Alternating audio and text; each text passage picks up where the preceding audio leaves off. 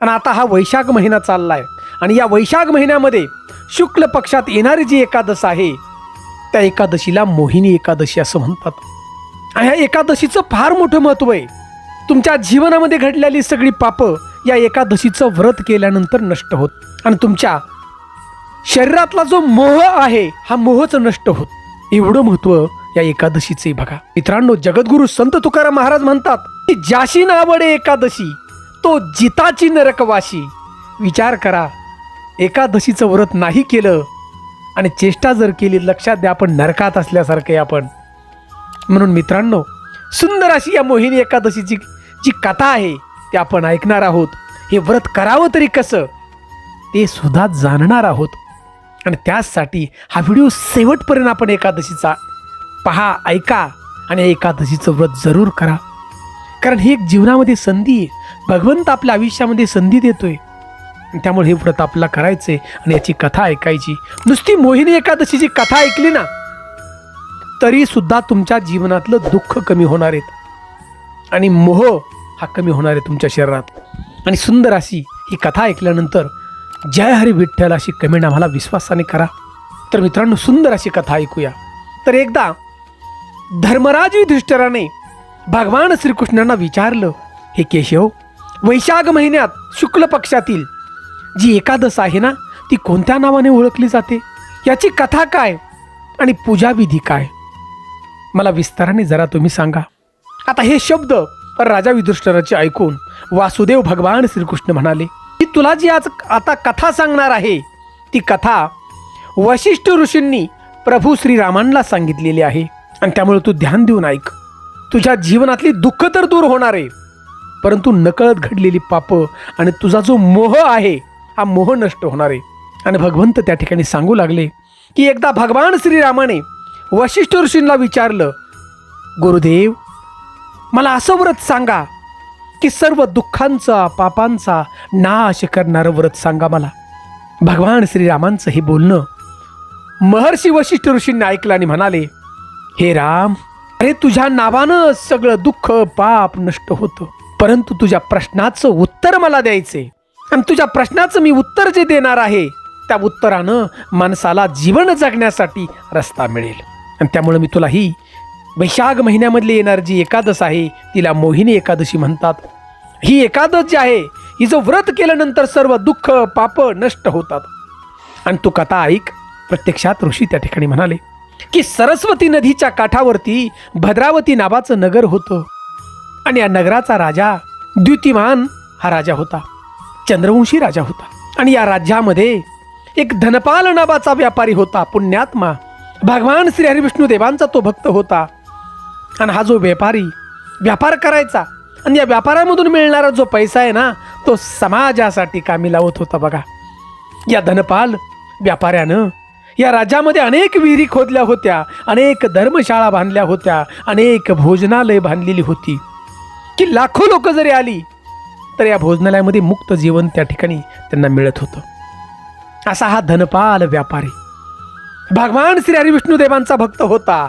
प्रत्येक क्षण तो भगवंताची भक्ती करायचा आणि त्यानं निश्चय केला होता की माझ्या जीवनामध्ये जी संपत्ती मला मिळते व्यापारातून त्या संपत्तीचा उपयोग माझ्या कुटुंबासाठी तर करीलच, परंतु राहिलेला जो पैसा आहे या समाजासाठी त्याचा उपयोग करेल। आणि या धनपाल जो व्यापारी ना हा पुण्यात्मा, त्याला 5 मुलं होती, सुमना, सदबुद्धी, मेधावी, सुकृती आणि दुष्टबुद्धी अशी 5 मुलं होती। 4 मुलं त्याची उत्तम प्रकारे काम करत होती, व्यापारामध्ये मदत करत होती, परंतु जो 5वा मुलगा होता ना दुष्टबुद्धीच नाव त्याचं होतं, त्यानं ठेवलं होतं या व्यापाऱ्यानं। कारण तो आपल्या पितरांना मानत नव्हता, देवांनाही मानत नव्हता, साधू संतांनाही मानत नव्हता आणि तो निंदा करायचा। त्याचं लक्ष हे सगळं होतं ते जुगार, वेशा। आता असं सगळं काम करायला लागल्यानंतर व्यापाऱ्यानं त्याला घरातून हाकलून बाहेर काढलं, म्हणला घरात राहू नकोस। आणि हा दुर्बुद्धी घरातून बाहेर काढल्यानंतर त्याच्याकडे सोनं होतं बघा, दागिनं होतं, चैनी, अंगठ्या, हे सोनं विकून तो पोट भरू लागला गावात इकडे तिकडे फिरून। कारण त्याच्याबरोबर वाईट बुद्धीची त्याचे 4 मित्रही होते। असं करता करता दिवस निघून गेले। आता सोनं नाणं संपलं, त्याचा पैसा। आणि मग दुर्बुद्धीचे जे मित्र होते ना त्यांनी सोडून त्याला दिलं आणि हा दुर्बुद्धीनं पुढं चोऱ्या करू लागला ह्या गावामध्ये, नगरात। आणि एक दिवस राजाच्या शिपायांनी या दुर्बुद्धीला पकडलं आणि पाहिलं तर काय, हा धनपालचा मुलगा. अहो धनपाल पुण्यात्मा. राजानं धनपालच्यामुळं सोडून दिलं या मुलाला, दुर्बुद्धीला, की परत असं करू नकोस बाबा, तुझा बाप भगवंताची भक्ती करणार आणि दान करणार आहे, म्हणून मी तुला सोडून देतो. आता राजानं सोडल्यानंतर काही दिवस निघून गेले आणि परत हा दुष्टबुद्धी परत त्या नगरात चोरी करू लागला. परत राजाच्या शिपायांनी पकडलं आणि नंतर त्याला कारागृहात नेऊन टाकलं. बरेच दिवस तो कारागृहात राहिला आणि शेवटी या राजानं या दुष्टबुद्धीला सोडून दिलं. परंतु त्याला सांगितलं की या नगराच्या बाहेर जायचं, तो आता परत नगरात यायचं नाही.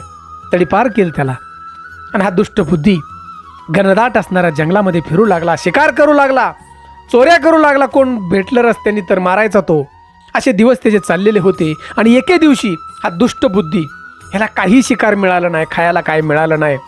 उन्हाळ्याचं दिवस होतं, तान्हेला होता, भुकेनं व्याकुळ झालेला होता आणि त्या घनदाट जंगलात तो काहीतरी मिळाले आशेनं तो फिरत होता. आणि त्याच्या दृष्टीत पडला कौंढण्य ऋषींचा आश्रम. त्याला वाटलं काहीतरी आपल्याला खायला मिळाली. कौंढण्य ऋषीच्या आश्रमाकडे तो चाललेला होता आणि तो महिना होता वैशाख. आणि कौंढण्य ऋषी नदीवरून आंघोळ करून येत होते. आणि आंघोळ करून येताना त्यांच्या जटेमधील जे पाणी आहे या दुर्बुद्धीच्या डोक्यावरती उडलं पाणी, छिटा थोडा पाण्याच्या. ऋषी महाराज पुढे निघून गेले आणि जसं पाणी उडलं तसं या दुर्बुद्धीला चांगली बुद्धी आली बघा. विचार चांगले त्याचे झाले, शरीर त्याचं निर्मळ झालं त्या ठिकाणी, शरीर बुद्धी. तो पटकन जाऊन त्या ठिकाणी कौंढण्य ऋषींच्या पायाशी नतमस्तक झाला. महाराज मला वाचवा. म्हणले अरे काय झाले तुला? म्हणले महाराज माझ्या जीवनामध्ये पुण्य मी कधीच केलं नाही, मी देवांना मानलं नाही, पितरांचा सन्मान केला नाही, मी भरपूर पाप केले, चोऱ्या केल्या, लोकांना मारलं आणि मला आता याच्यातून मुक्ती पाहिजे. ऋषी महाराज मला असा उपाय सांगा की खर्च नाही त्याला पाहिजे, कारण त्याच्याकडे पैसा काहीच नव्हता, मला बिना खर्चाचा उपाय सांगा. कौंढण्य ऋषींनी त्याच्या डोक्यावरती हात ठेवला आणि त्याला उभं केलं. म्हणजे ध्यान देऊन ऐक, तुझ्या जीवनामधला मोका आहे बघा आता जवळ आलाय. आणि या वैशाख महिन्यातील शुक्ल पक्षातील येणारी जी एकादश आहे ती मोहिनी एकादशी आहे. या मोहिनी एकादशीचं तू व्रत कर. हा दुर्बुद्धीवर काय म्हणला बघा ऋषींना, की व्रत कसं करू महाराज सांगा मला जरा. कौंढण्य ऋषींनी सांगितलं की हे दुर्बुद्धी, तू सकाळी लवकर उठ, पहाटे स्नान वगैरे कर आणि भगवान श्री हरिविष्णू देवांचा तू जप कर, संकल्प कर आणि पूर्ण दिवसभर तू काही खाऊ नकोस. आणि या एकादशीच्या व्रतानं तुझ्या मनामधला, हृदयामधला जो मोह आहे हा मोह नष्ट होऊन जाईल. तू केलेली सगळी नकळत घडलेली काही पाप, चोऱ्या, सगळं जे केले ना ते सगळं पाप नष्ट होऊन जाईल या मोहिनी एकादशीच्या व्रतानं. आणि शेवटी तुला भगवंताच्या पायाची जागा मिळेल.